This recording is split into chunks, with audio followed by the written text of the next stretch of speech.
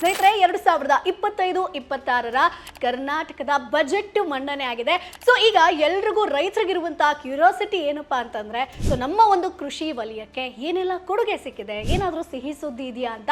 So ಖಂಡಿತ ಸಿಹಿ ಸುದ್ದಿ ಇದೆ. ಮೊದಲನೇದಾಗಿ ಈ ಬಾರಿ ಮೇಜರ್ ಆಗಿ ಪಾಯಿಂಟ್ ಔಟ್ ಮಾಡಿರುವಂಥದ್ದು ಗಂಗಾ ಕಲ್ಯಾಣ್ ಯೋಜನೆ. ಅಂದ್ರೆ ಇಲ್ಲಿ ಸುಮಾರು ನಿಮಗೆ 25,971 ಬೋರ್ವೆಲ್ಗಳಿಗೆ ವಿದ್ಯುದೀಕರಣವನ್ನ ಮಾಡ್ತೀವಿ ಅನ್ನುವಂಥ ವಿಚಾರವಾಗಿ ಹೇಳಿದ್ದಾರೆ.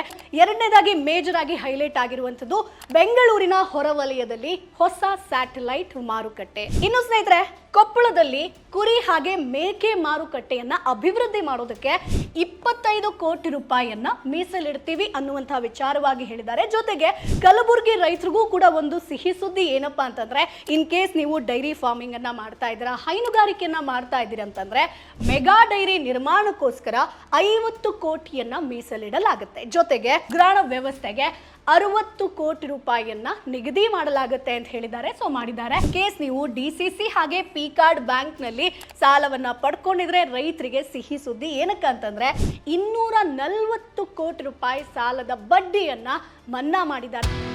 Boss Vala, B the boss.